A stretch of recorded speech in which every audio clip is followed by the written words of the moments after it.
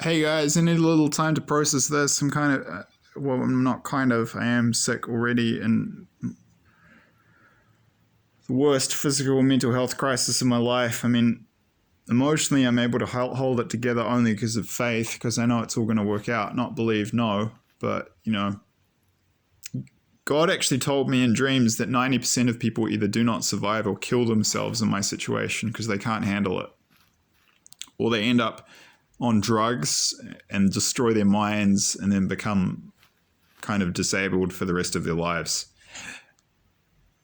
It's that testing, but you're never given a test you can't pass. So maybe it's in some ways it's a cosmic compliment that it's this bad. It's telling me I'm stronger than I think, but it's freaking tough. So I'm near the end. It's and then I'll go to Spain and start my new life, but my health is not good already. And then I woke up this morning feeling like I'm going to freaking throw up because I'm seeing Wellington City being destroyed with tactical nuclear weapons. All right, that's the crux of this little preview.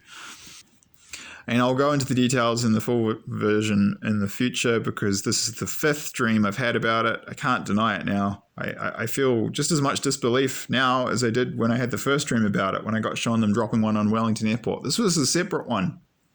And they dropped it on the central city. And I could tell it was a tactical nuke. I'll put the link in the description box below. There's a website called, I think, Nukemap.net. And you can play around and with simulate dropping nuclear bombs in different parts of the world.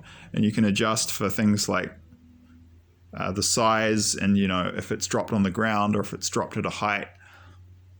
And I know from playing around on this website that what I was shown in the dream, which was quite detailed.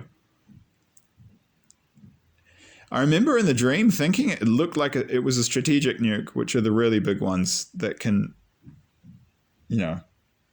kill like 2 or 3 million people, and you'll get third degree burns 100 kilometers away.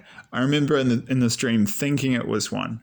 It looked like that, but that was just because I was close up. It was a tactical nuclear weapon and I can tell you because in the dream there were specific places I saw where they dropped it, and there were some people running away, and we actually hid behind buildings from the blast radius, and we only got third degree burns. In the dream I got third degree burns, but the people closer to the epicenter, they were sublimated. That's a word from chemistry. I recall it when I studied chemistry briefly back in high school, but I'd kind of forgotten what it meant because it was so long ago. I recently heard it used again and checked the definition. So that's when a solid goes directly to a gas. So the people close to the epicenter of where this nuclear weapon that was being dropped in Wellington City was being dropped, they were vaporized and they were just gone. Just nothing. Just, the temperature of those things when they go off is hot, many, many times hotter than the core of the sun, and they'll melt granite. So I can't believe this, but it's number 5. I can't deny that these definitely appear to be prophetic dream warnings about the use of tactical nuclear weapons on Wellington City in World War III. So I'll leave the details for the full future thing because I want to talk about there were 3. There's 5. Yeah, there's been 5 now. I'll talk about the other 3, but they were just kind of warming me up for this. This was the bombshell, literally and figuratively. The one that I had last night where I got shown the full detail. I was just getting hints at it before because I think God knew that I couldn't handle it straight off. I had to be sort of gently introduced to the idea first. Otherwise, I'd probably have a heart attack. It was pretty horrible. And I will say, I was Russia and China. The Holy Spirit showed me that it was Russia and China who did it. North Korea will be there too, but the nuclear weapons were Russian and Chinese that they're going to drop on New Zealand. And then there was some stuff afterwards about the occupation period, which was so depressing. It felt like a horror movie. I woke up feeling really depressed. So kind of need some time to process that too. It was so sad.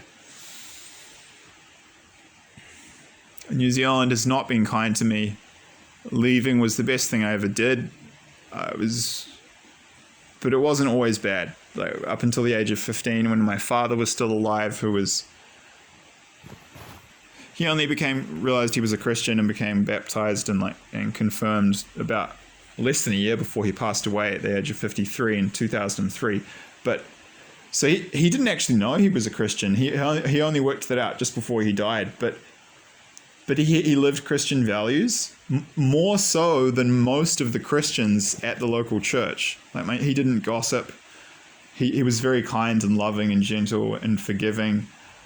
And then even I have a friend I grew up with in New Zealand, and his whole family was in that area is ostensibly Christian. His mum taught me Sunday school, and she would gossip and bully people, and my friend would gossip and bully people, and they're ostensibly a quote Christian family.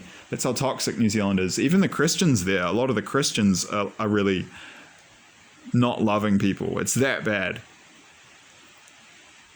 But I had before my family unit collapsed when I was 15, I had this lovely, beautiful, kind, masculine, loving father who protected us as a family, but was also very, we weren't poor, grew up in an upper middle class home, so we didn't have, problems of being hungry or anything, but we actually got love as well, which is the exception as opposed to the rule in white upper middle class New Zealand. Mostly it's very, they've got money, but the one or both of the parents are like alcoholics or drug addicts, emotionally stunted or narcissistic.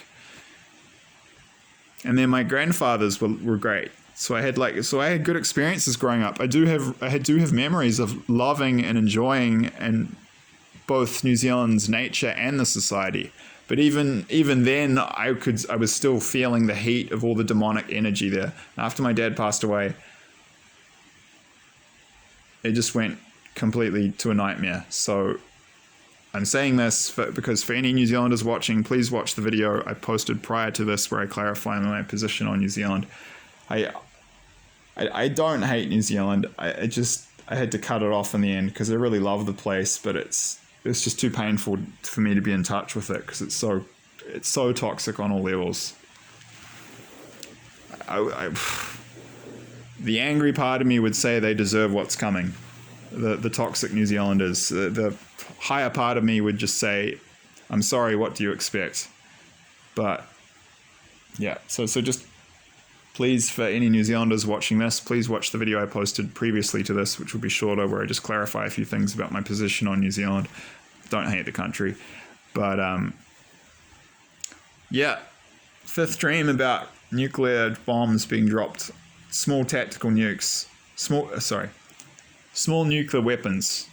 Tactical nukes, because a tactical nuke is a small nuclear weapon, being dropped in Wellington City. It was pretty shocking. And there is more to that dream too. There was stuff around the shift in feeling of New Zealanders towards the Russians and Chinese. As you can frickin' expect, imagine how you're going to feel when your capital city gets obliterated with nuclear weapons. How are you going to feel about Russians and Chinese and Russia and China? Well, you can imagine.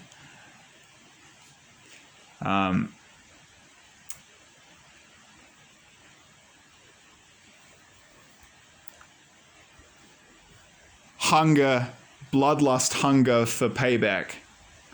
We don't care how long it takes. We're coming to your countries.